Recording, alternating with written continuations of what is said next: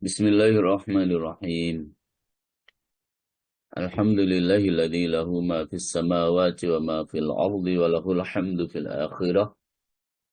Wa huwal hakimul khabir. Asyhadu an la ilaha illallah wahdahu la syarika lah. Wa asyhadu anna Muhammadan abduhu wa rasuluh.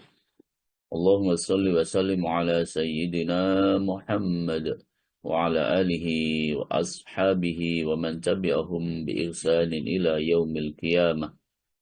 Qala Allah Ta'ala fil Qur'anil Karim, Bismillahirrahmanirrahim. Wa ma khalaqatul jinna wal insa illa liya'budun. Sadaqallahul azim, amma ba'du. Al-Mukarram, Ustaz Dr. Andes Ki Haji Sukarti yang saya muliakan, para Ustadz, Ustadzah yang tergabung dalam kajian online Asyifa pagi hari ini yang saya muliakan, Bapak Ibu, Saudaraku sekalian, para jamaah setia kajian online Asyifa yang saya muliakan, Alhamdulillahirabbil alamin. Segala puji syukur senantiasa kita aturkan kehadirat Allah Subhanahu wa Ta'ala, dan semoga salawat salam tetap tersampaikan kepada junjungan kita Rasulullah Muhammad sallallahu alaihi wasallam. Para jamaah rahimakumullah. Maksud Allah memberikan syariat Islam kepada kita sekalian itu tidak lain dan tidak bukan Allah bertujuan menggiring kita semua menuju ke sisi Allah Subhanahu wa Ta'ala. Jadi menggiring agar kita dekat dengan Allah. Ya. Bahkan agar kita di akhirat nanti betul-betul bisa berjumpa dengan Allah Subhanahu wa Ta'ala. Nah, hal tersebut para jamaah tidak akan dapat kita lakukan kecuali kita dengan ma'rifatullah, mengerti Allah, mengenal Allah, ma'rifat terhadap sifat-sifat Allah, ma'rifat terhadap kitab-kitabnya dan rasul-rasulnya. Dan apa yang kita sampaikan ini diisyaratkan oleh firman Allah Subhanahu wa Ta'ala di dalam surat Az-Zariyat ayat yang ke-56. وَمَا خَلَقْتُ الْجِنَّ وَالْإِنسَ إِلَّا لِيَعْبُدُونَ. Bu Indri, surat 51 apa 61, saya agak lupa. Az-Zariyat nggih. 51 Ustaz. 51 nggih. Ayatnya 56, monggo. Nggih, Ustaz, sekedar.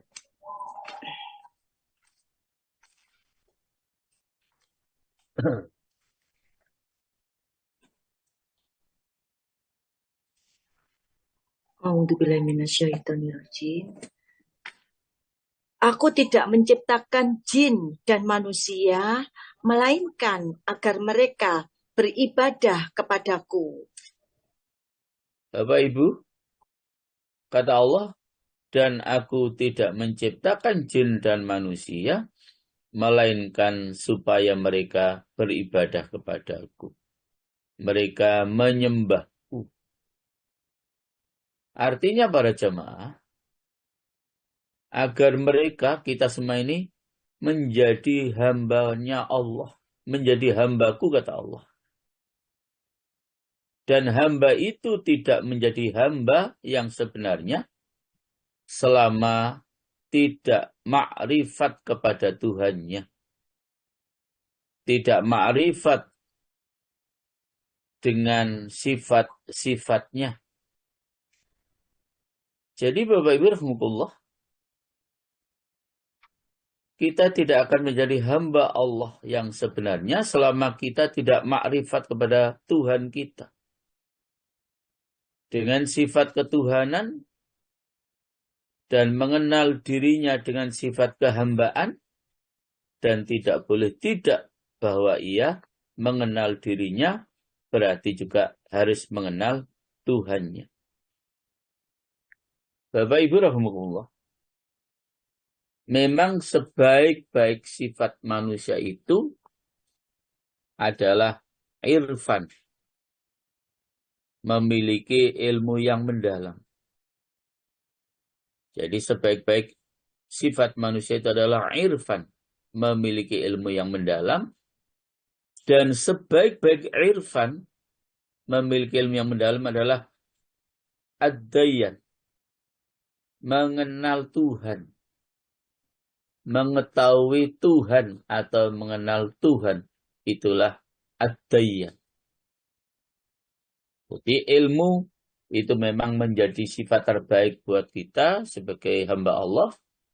Dan ilmu itu yang menjadi penting, irfan itu adalah dengan ilmu itu kita ad-dayan, mengenal Tuhan kita. Ya, mengenal Tuhan kita, Allah Subhanahu wa ta'ala. Oleh karena itu para jamaah, Allah Subhanahu wa ta'ala mengutus Rasulullah Sallallahu Alaihi Wasallam untuk mengajarkan kepada kita agar kita senantiasa dekat dengan Allah. Agar kita senantiasa dekat dengan Allah. Nah, agar kita dekat dengan Allah itu pakai wasilah, pakai media. Pakai wasilah atau media. Sehingga kesempurnaan kehidupan di dunia ini, para jamaah, itu akan menjadi wasilah bagi kita untuk bisa sampai kepada Allah. Makanya Rasulullah SAW beliau bersabda, ad-dunya mazra'atul akhirah. Dunia adalah ladang negeri akhirat. Dunia adalah ladang negeri akhirat. Jadi untuk bisa sampai kepada Allah itu, memang medianya adalah saat kita masih hidup di dunia ini. Karena memang dunia ini adalah ladang untuk negeri akhirat. Bapak Ibu rahimahullah. Jadi kalau kita ini menutup pintu ma'rifat dengan Allah Subhanahu wa ta'ala, maka itulah dosa terbesar buat kita. Sekali lagi, kalau kita ini menutup pintu ma'rifat kepada Allah Subhanahu wa ta'ala, maka itulah dosa yang paling besar. Tidak ada dosa yang melebihi besarnya dosa dengan kita tidak ma'rifatullah, tidak mengenal Allah, tidak dekat dengan Allah. Itu memang dosa yang paling besar. Bapak Ibu rahimakumullah, maka ada 3 tingkatan dosa. Dan tentu tingkat yang pertama itu dosa yang paling besar. Dosa yang paling agung. Tingkatan dosa yang pertama, apa yang mencegah diri kita daripada makrifat kepada Allah, makrifat kepada Rasul-Rasulnya. Jadi kalau kita ini menutup diri dari ma'rifatullah, ma'rifatul Rasul, saat itulah para jamaah kita dalam kondisi kufur. Karena kita tidak mengenal Allah, Tuhan kita. Kita tidak mengenal Rasul Allah Subhanahu wa ta'ala, Rasulullah Muhammad sallallahu alaihi wasallam. Bahkan kehadiran beliau itu para jamaah justru menjadi nikmat yang terbesar. Jadi nikmat yang terbesar itu adalah kehadiran Rasulullah. diutusnya beliau sebagai utusan Allah. Apa artinya Al-Quran jika tidak ada Rasulullah? Apa artinya Masjidil Haram, Masjid Nabawi jika tidak ada Rasulullah? Ya. Jadi justru menjadi nikmat terbesar menurut Allah Subhanahu wa Ta'ala dalam Al-Quran itu adalah dengan diutusnya Rasulullah Muhammad Sallallahu Alaihi Wasallam. Bapak Ibu rahmatullah, maka tidak ada dosa besar di atas kufur. Karena hijab atau dinding antara Allah dan hamba adalah sebuah kebodohan. Nah, jadi kalau kita ini bodoh memang tertutup, ya, terhijab kita untuk mengenal Allah itu.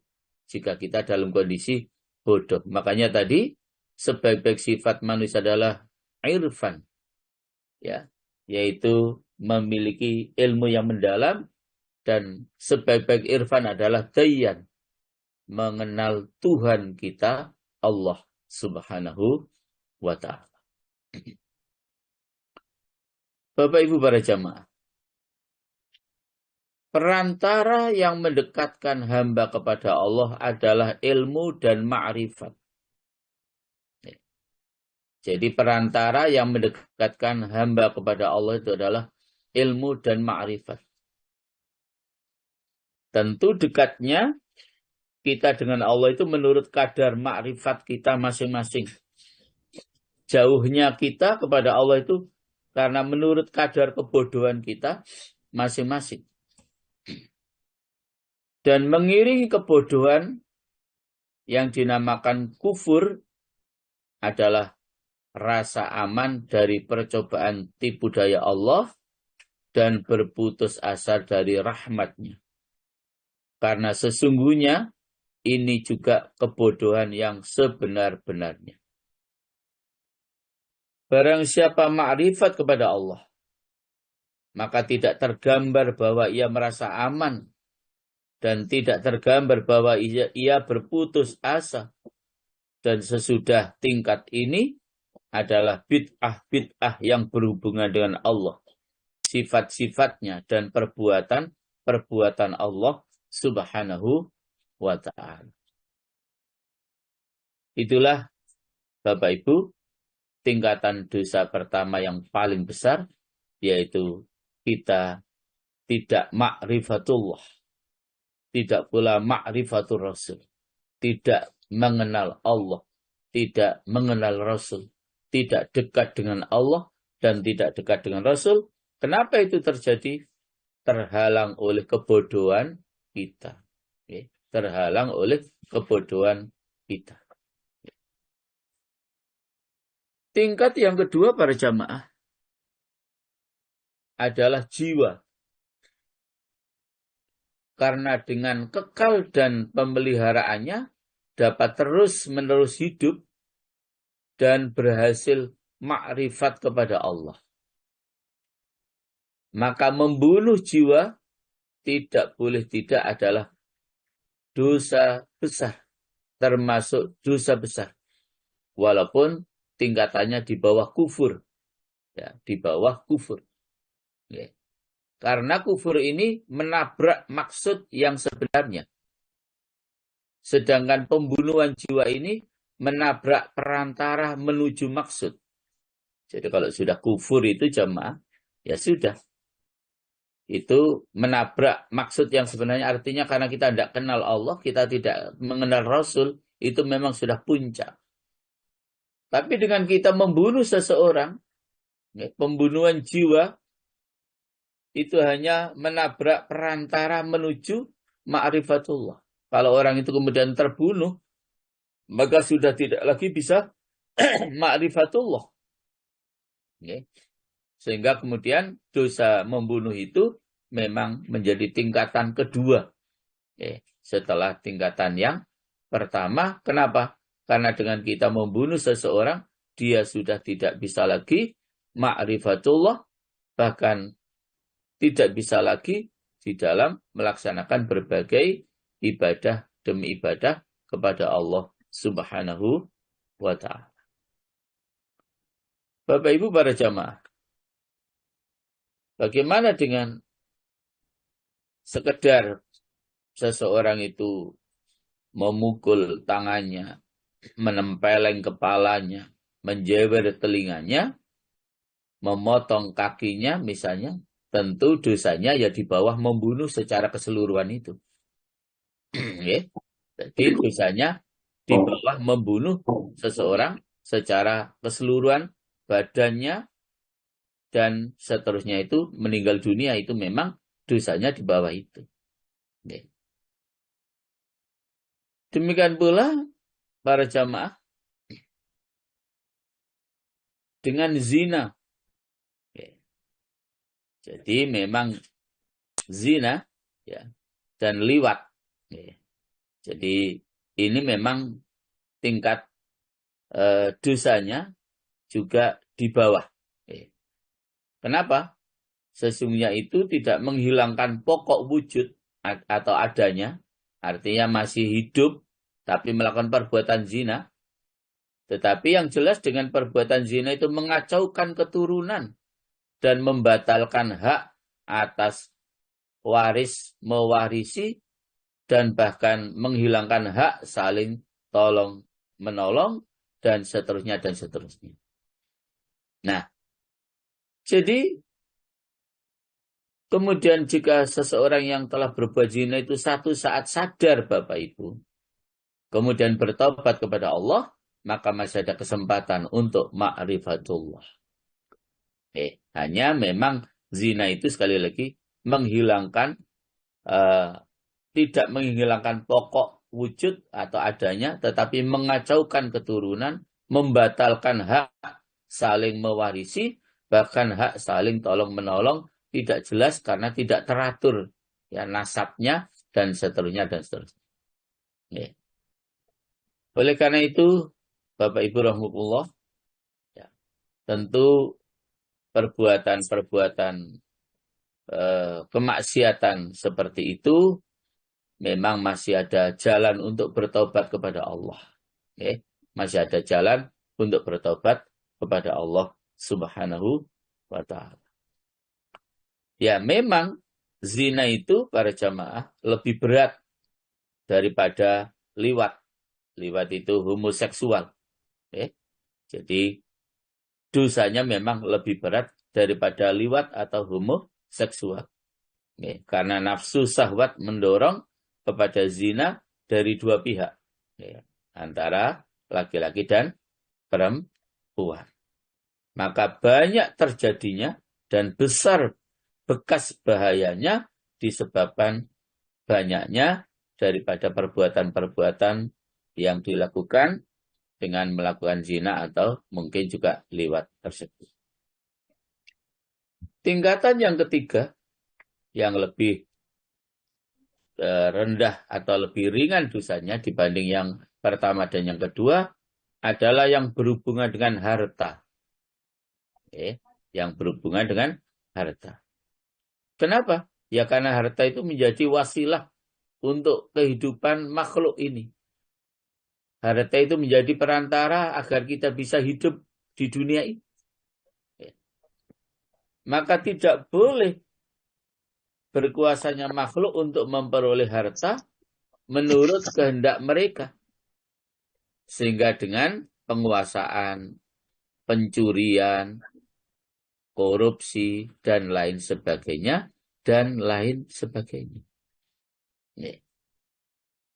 Nah, tetapi sayugjanya harta itu dijaga. Agar nyawa kita tetap kekal.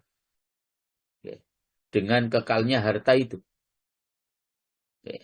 Kecuali bahwa harta itu apabila diambil, maka memungkinkan pengembaliannya, dan kalau dimakan, maka memungkinkan penggantiannya, maka tentu urusan tersebut tidak terlalu besar. Artinya kalau kita ini mencuri kemudian kita kembalikan, kita sudah terlanjur makan suatu makanan tertentu lalu kita ganti, kita belikan makanan itu, tentu urusannya tidak sebesar ketika kita ini mencuri. Ketika kita ini mencuri lalu sudah begitu aja kita ambil pencurian tersebut. Iki lho Pak Yai.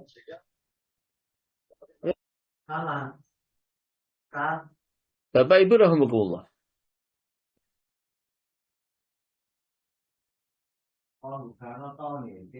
Apabila kita memperoleh harta itu berlaku dengan jalan yang sulit untuk diketahuinya, maka sayugjanya bahwa demikian itu termasuk dosa besar. Jadi memperoleh harta dengan cara yang tidak diketahuinya oleh orang lain, maka itu juga termasuk dosa besar. Memperoleh harta dengan jalan yang sulit untuk diketahuinya, ya, yang termasuk juga dosa besar itu, maka itu ada 4 jalan.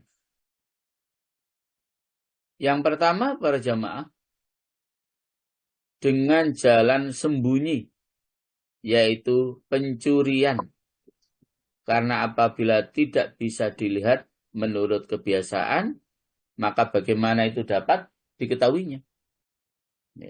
Jadi, jalan yang pertama yang menyebabkan mendapatkan dosa besar hubungannya dengan harta itu adalah dengan jalan sembunyi atau dengan cara mencuri.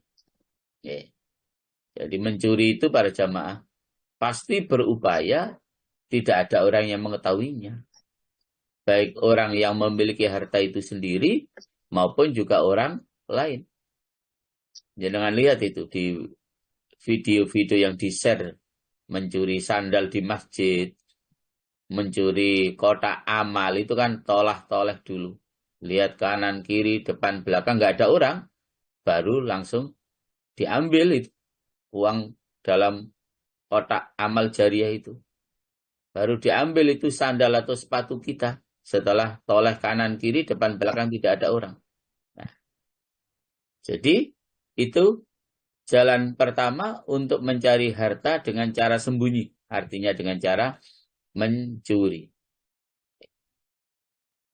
Yang kedua para jamaah, tingkat di bawahnya memakan harta anak yatim. Ini juga termasuk secara sembunyi. Jadi maksudnya para jamaah, memang ada hak ya untuk wali dan orang yang mengurusinya. Ya. Tetapi ketika kemudian mengambil hak harta anak yatim atau mengambil harta anak yatim itu melebihi daripada hak orang yang mengurusi anak yatim itu, atau kita walinya melebihi dari hak kita sebagai wali dari anak yatim itu juga sebuah dosa. Ya. Tentu anak yatim namanya anak itu ya masih kecil, belum mengerti apa-apa. Bahkan walaupun misalnya hartanya kita habiskan sekalipun, ya mereka tidak mengerti apa-apa. Karena memang masih anak. Dan bahkan kenapa dikatakan yatim atau bahkan yatim piatu? Karena memang belum mencapai usia balik. Makanya dia dikatakan anak yatim. Ya, anak nih. Bukan remaja yatim atau dewasa yatim. Jadi ya anak yatim. Karena memang belum mencapai usia balik. Maka memakan harta anak yatim melebihi daripada hak kita yang mengurus anak yatim itu adalah juga dosa para jamaah. Itu juga dengan cara sembunyi namanya para jamaah. Gitu. Kemudian jalan yang keempat untuk mengambil harta itu adalah menghilangkan harta. Yang ketiga maksud saya, menghilangkan harta dengan persaksian palsu. Masya Allah. Jadi mengambil harta seseorang dengan saksi palsu. Mendatangkan saksi palsu atau dia sendiri menjadi saksi tapi sebenarnya palsu. Menjadi saksi palsu untuk mendapatkan harta tersebut. Kemudian yang keempat, ya, Yang keempat, para jamaah, mengambil titipan dan lainnya dengan sumpah palsu. Karena ini adalah jalan yang tidak mungkin mengetahuinya dan tidak mungkin bahwa syariat-syariat bertentangan di dalam penghormatannya. Jadi, setelah menghilangkan harta atau mengambil harta dengan persaksian palsu, yang keempat jamaah adalah mengambil titipan dan lainnya dengan sumpah palsu. Kemarin sudah kita sampaikan al-yaminul ghamus. Okay. Al-yaminul ghamus, bersumpah palsu demi untuk mendapatkan harta. Itu semuanya adalah juga terkait dengan dosa-dosa kita kepada Allah Subhanahu wa ta'ala. Bagaimana dengan riba? Nah, riba ini para jamaah justru kita memakan harta orang lain dengan kerelaan beserta kecacatan syarat yang dibuat oleh agama dan tidak jauh bahwa syariat-syariat bertentangan pada persoalan seperti tersebut. Jadi riba itu kan kita memakan harta seseorang, ya, tapi dengan kerelaan yang memiliki harta itu, tetapi cacat menurut syariat. Ya, jadi cacat menurut syariat. Ya, itu riba. Jadi hati-hati juga dengan barang riba. Ada di bawah itu namanya ghosab. Okay. Ghosab itu makan harta orang lain dengan tanpa kerelaannya. Dan dengan tanpa kerelaan agama. Tidak dijadikan termasuk dosa besar. Maka makan riba adalah makan harta dengan kerelaan pemiliknya, tetapi tanpa kerelaan agama. Ya, jadi riba itu makan harta orang lain dengan kerelaan pemiliknya, tetapi tanpa kerelaan agama. Ya. Dan kalau agama memandang besar kepada riba dengan mencegah daripadanya, maka agama memandang besar pula kepada perbuatan aniaya dan ghosab. Ya.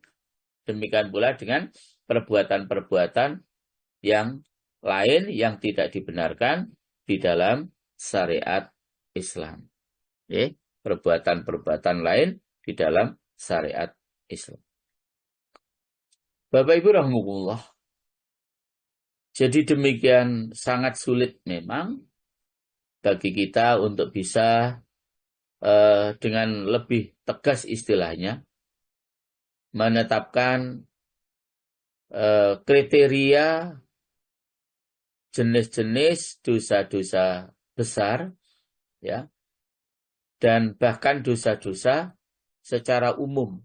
Itu memang agak sulit kita menetapkan langsung bahwa jenis dosa besar 1, 2, 3, karena memang ayat-ayatnya banyak, hadis-hadisnya juga banyak yang menjelaskan tentang dosa-dosa besar tersebut.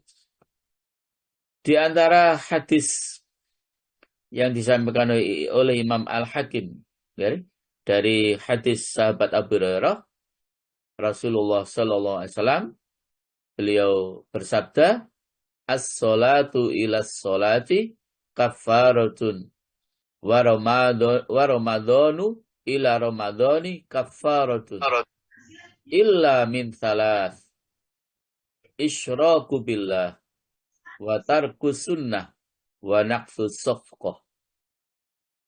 Kata Rasulullah para jamaah, salat ke salat yang lain adalah penghapus dosa. Dan puasa Ramadan ke puasa Ramadan yang lain adalah penghapus dosa kecuali dari 3. Jadi tidak bisa dihapus dengan sholat, maksudnya 3 ini. Tidak bisa dihapus dengan puasa. Puasa Ramadan. Ya, 3 dosa ini. Apa? Kata Rasulullah yang pertama, isyraku billah, menyekutukan Allah. Yang kedua, wa tarkus sunnah, meninggalkan sunnah. Dan wa naqfus safqah, membatalkan akad jual beli. Nah, jadi syirik, meninggalkan sunnah, membatalkan akad jual beli itu dosa yang tidak bisa terlebur dengan sholat, tidak bisa terlebur juga dengan puasa Ramadan. Ditanyakan para jamaah, apa itu meninggalkan sunnah? Maka dijelaskan di sini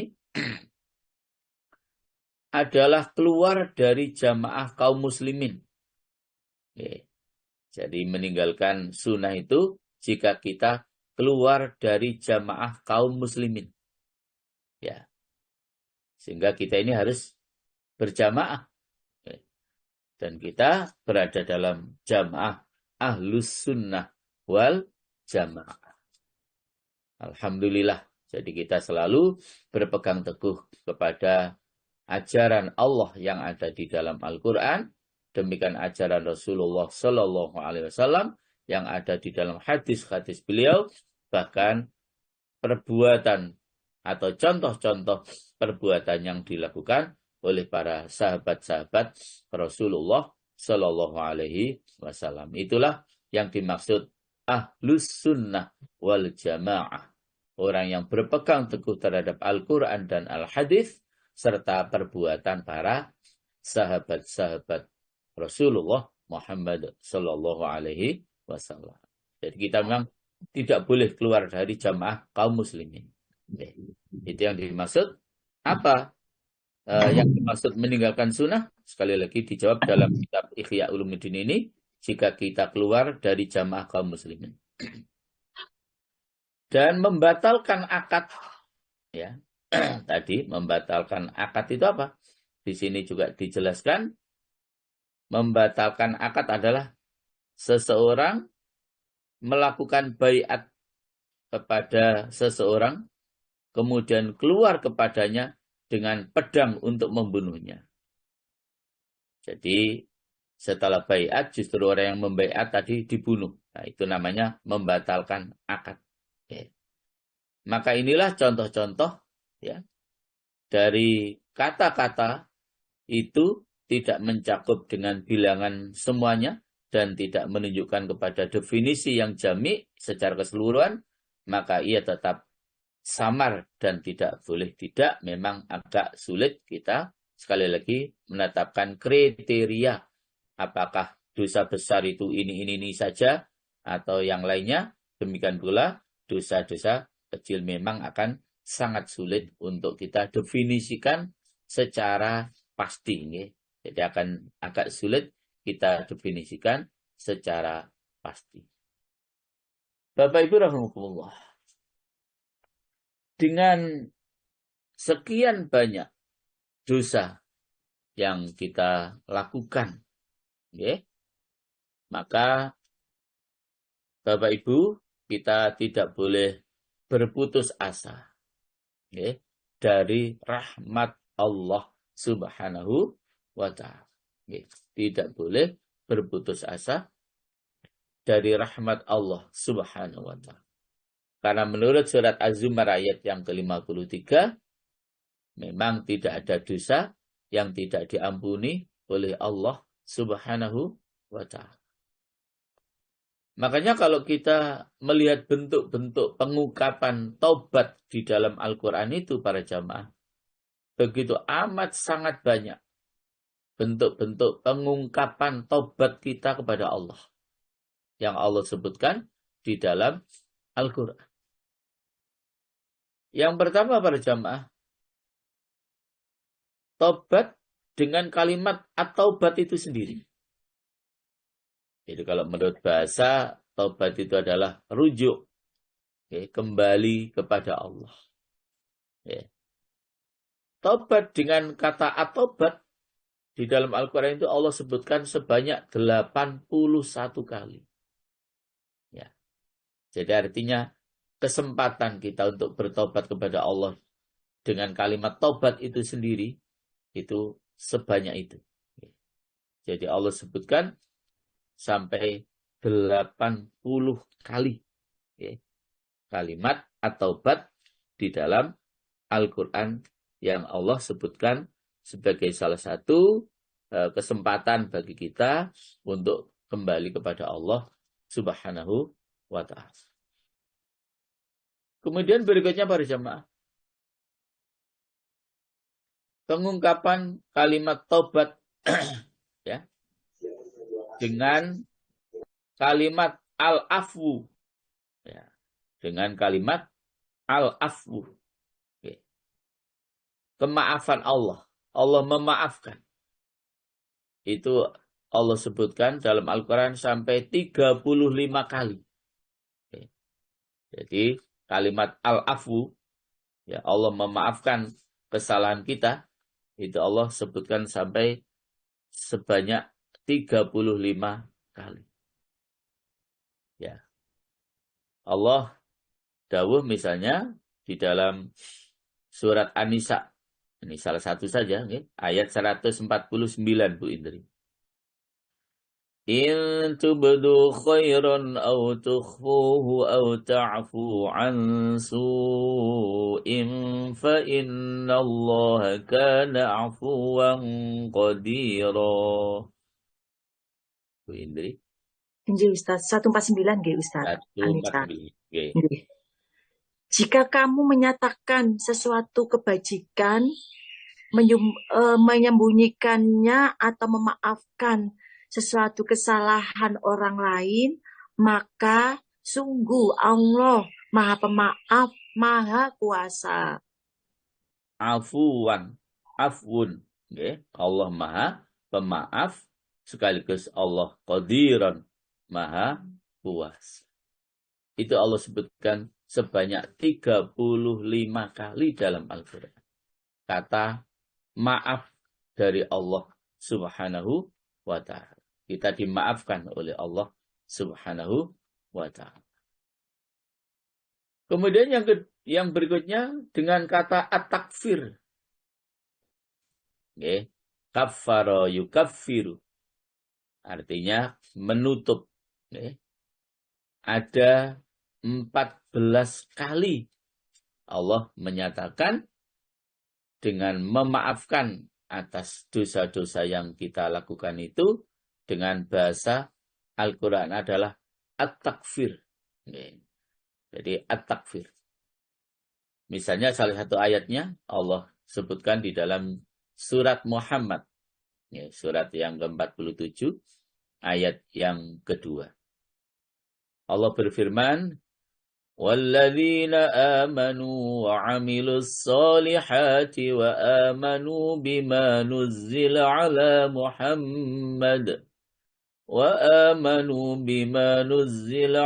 مُحَمَّدٍ وَهُوَ الْحَقُّ مِنْ رَبِّهِمْ كَفَّرَ عَنْهُمْ سَيِّئَاتِهِمْ وَأَصْلَحَ بَالَهُمْ. Anggap Indri. Ustaz.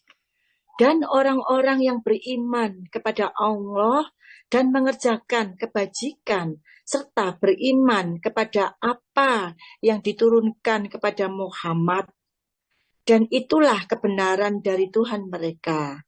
Allah menghapus kesalahan-kesalahan mereka dan memperbaiki keadaan mereka.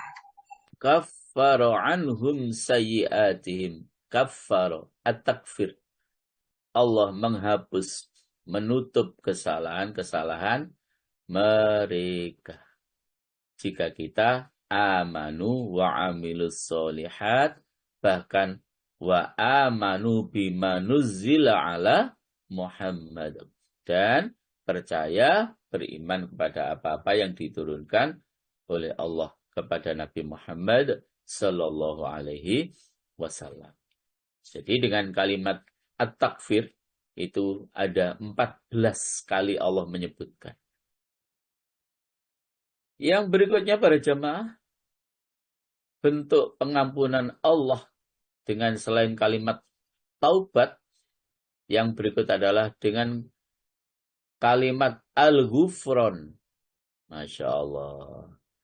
Jadi kalau al-ghufran, ghaffara, Allah memaafkan, al-ghufran, ini merupakan fi'il madhi dari ghaffara. Ya, itu justru jumlahnya paling banyak dalam Al-Quran. Allah ungkapkan kalimat al-ghufran itu sampai 232 kali jemaah. Jadi al-ghufran itu Allah ungkapkan sampai 232 kali. Di antara salah satu ayat yang menjelaskan tentang ghafara, al-ghufran, misalnya di dalam surat Al-Anfal, surat yang ke-8. Ayat yang ke-29, Allah Subhanahu wa Ta'ala berfirman, Ya ayyuhalladzina amanu in tattaqullaha yaj'al lakum furqanan wa yukaffiru ankum sayyi'atikum wa yaghfir lakum wallahu dzul fadlil 'azim. Wahai orang-orang yang beriman, jika kamu bertakwa kepada Allah, niscaya Dia akan memberikan furqan, kemampuan membedakan antara yang hak dan batil kepadamu, dan menghapus segala kesalahanmu, dan mengampuni dosa-dosamu. Allah memiliki karunia yang besar. Wa yaghfir lakum, dan menghapuskan segala kesalahan-kesalahan dan mengampuni dosa-dosa kamu. Ghufran. Ya, itu 232 kali Allah nyatakan, Allah memaafkan kesalahan kita dengan bahasa Al-Quran, ghufran atau ghafar. Bapak Ibu rahmatullah. Karenanya sebagai penghujung daripada pemahaman kita tentang tobat kepada Allah Subhanahu wa Ta'ala, maka Bapak Ibu para jamaah, kita ingatkan kembali dalam surat ya yang ke berapa? 39 ya, Az-Zumar itu ya. Ayat yang ke-53. Masya Allah. Ini konklusinya ada di sini. Ya. Konklusinya ada di sini. Kesimpulannya ada di dalam ayat ini. Allah dawuh di dalam surat Az-Zumar ayat 53. Qul ya ibadiyalladzina asrafu ala anfusihim la taqnatu min rahmatillah. Innallaha yaghfirudz dzunuba jami'a innahu huwal ghafurur rahim. Nggih Ustaz, ayat 53 nggih. 53. Az-Zumar nggih. Katakanlah wahai hamba-hambaku yang melampaui batas terhadap diri mereka sendiri, janganlah kamu berputus asa dari rahmat Allah. Sesungguhnya Allah mengampuni dosa-dosa semuanya. Sungguh Dialah yang Maha Pengampun, Maha Penyayang. Jadi Allah itu para jamaah mengampuni dosa-dosa semuanya. Allah mengampuni semua dosa. Okay. Dikatakan innallaha yaghfirudz dzunuba jami'ah. Semua dosa bisa diampuni oleh Allah dengan cara kita bertaubat kepada Allah Subhanahu wa Ta'ala. Dan kalimat-kalimat pengampunan Allah, Masya Allah, begitu banyak. Melalui at-taubat itu sendiri. Melalui kalimat al-afu, at-takfir, al-ghufran. Okay? Itu memang menjadi sebuah petunjuk bagi kita bahwa Allah itu lebih banyak mengampuni dosa-dosa hambanya. Terbukti sekian banyak Allah sebutkan pengampunan Allah dengan berbagai macam-macam lafaz yang ada di dalamnya. Ini macam-macam lafaz yang ada di dalam Al-Qur'anul Karim. Bapak Ibu para jamaah, rahimakumullah.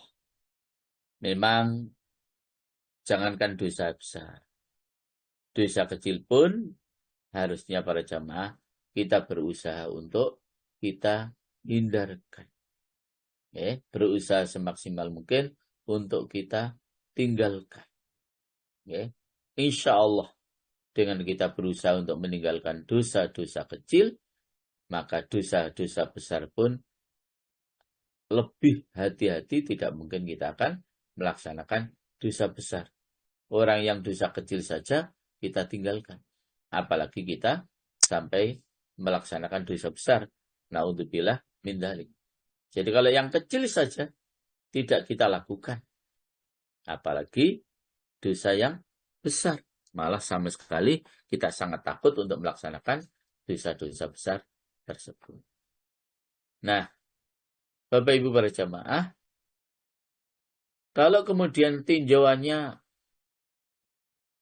jenis-jenis dosa yang berhubungan dengan Allah, ya, demikian pula jenis-jenis dosa yang berhubungan dengan terhadap sesama manusia, maka dijelaskan para jamaah, dosa-dosa yang berhubungan dengan Allah itu memang yang pertama adalah dosa syirik.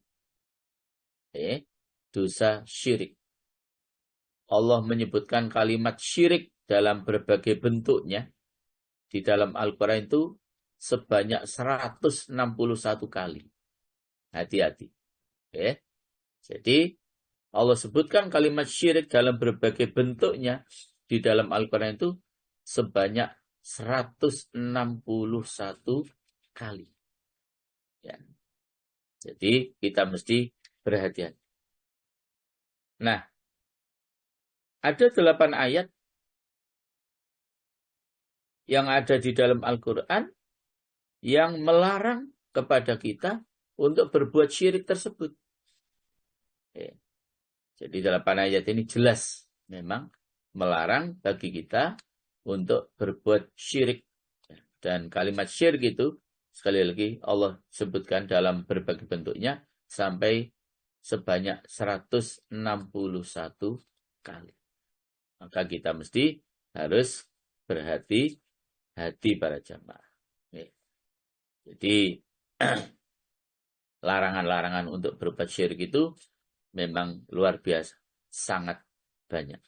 Sangat banyak larangan-larangan tersebut agar kita berhati-hati, jangan sampai kita jatuh dalam perbuatan syirik.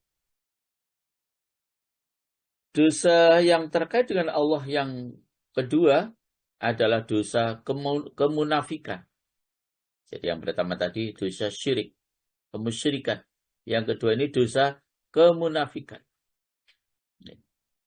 Kalimat munafik dalam berbagai bentuknya Allah sebutkan dalam Al-Quran itu sebanyak 75 kali. Jadi Allah sebutkan sebanyak 75 kali. Ya. Jadi di antara ayatnya misalnya Allah sebutkan di dalam surat An-Nisa ayat 145, 146. Innal munafiqina fid darkil asfali minan nar wa lan tajida lahum nasira illa alladhina tabu wa aslahu wa'tasamu billahi wa akhlasu dinahum lillah وَأَخْلَصُوا دِينَهُمْ لِلَّهِ فَأُولَئِكَ مَعَ الْمُؤْمِنِينَ وَسَوْفَ يُؤْتِ اللَّهُ الْمُؤْمِنِينَ أَجْرًا عَظِيمًا. Bu Indri 145 146. Ji Ustaz, siap. Sungguh orang-orang munafik itu ditempatkan pada tingkatan yang paling bawah dari neraka. Dan kamu tidak akan mendapat seorang penolong pun bagi mereka. Kecuali orang-orang yang bertobat dan memperbaiki diri dan berpegang teguh pada agama Allah dan dengan tulus ikhlas menjalankan agama mereka karena Allah. Maka mereka itu bersama-sama orang-orang yang beriman. Dan kelak Allah akan memberikan pahala yang besar kepada orang-orang yang beriman. Bapak Ibu, begitu luar biasa sanksi kemunafikan akan ditempatkan oleh Allah di neraka yang paling dasar. Ya. Jadi yang paling bawah dari neraka. Ya. Inti neraka bahasa Jawa pun. Kalau kita memiliki dosa kemunafikan. Tapi semuanya itu para jamaah akan dihapus oleh Allah dengan kita tabu, bertaubat kepada Allah. Wa aslahu, dan memperbaiki kesalahan-kesalahan kita. Wa'tasamu billah, dan kita menyambungkan diri kita dengan Allah subhanahu wa ta'ala. Maka Allah justru akan memberikan ajrun azimah, pahala yang sangat agung, pahala yang sangat besar. Jadi dosa kemunafikan pun tetap akan diampuni oleh Allah. Termasuk dosa syirik tadi juga akan diampuni oleh Allah subhanahu wa ta'ala selama kita masih hidup di dunia dan mau bertaubat kepada Allah subhanahu wa ta'ala. Nah, yang ketiga, jenis dosa yang hubungannya dengan Allah adalah dosa irtidat atau riddat. Orangnya namanya murtad, menyatakan diri keluar dari Islam. Itu dosa yang terkait dengan Allah, hubungannya dengan Allah. Jadi ada syirik, ya, ada nifak, kemunafikan, ada irtidat, ya, menyatakan diri keluar dari Islam. Itu adalah dosa yang hubungannya dengan Allah. Maka kita diingatkan oleh Allah subhanahu wa ta'ala para jamaah di dalam surat An-Nisa ayat 137. Ya, dalam hal irtidat ini jamaah. Allah dawuh, innal ladzina amanu thumma kafaru thumma amanu thumma kafaru thumma izdadu kufra ثم ازدادوا كفرا لم يكن الله ليغفر لهم ولا ليهديهم سبيلا. Maka aku indri 137. Sesungguhnya orang-orang yang beriman lalu kafir, kemudian beriman lagi, kemudian kafir lagi, lalu bertambah kekafirannya, maka Allah tidak akan mengampuni mereka dan tidak pula menunjukkan kepada mereka jalan yang lurus.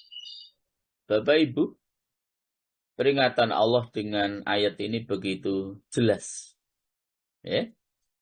Jadi siapa yang beriman kemudian kafir, setelah itu beriman lagi, setelah itu kafir lagi, yang kedua, maka untuk yang ketiga mau masuk Islam lagi, beriman lagi, pintu taubat sudah ditutup.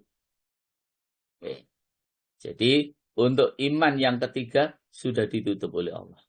Allah sudah tidak akan mengampuni dosa mereka dan Allah tidak akan menunjukkan kepada mereka jalan yang lurus. Oke. Muslim lalu kufur. Muslim lagi, kufur lagi. Mau kembali kepada Islam yang ketiga, sudah tidak bisa lagi. Sudah tertutup pintunya, okay, oleh Allah subhanahu wa ta'ala. Itu kan namanya ngenyek Allah. Mempermainkan Allah. Islam keluar. Islam keluar lagi. Nah, mau Islam lagi, sudah tidak ada pintu untuk kembali kepada Islam. Itu para jamaah rahimahumullah.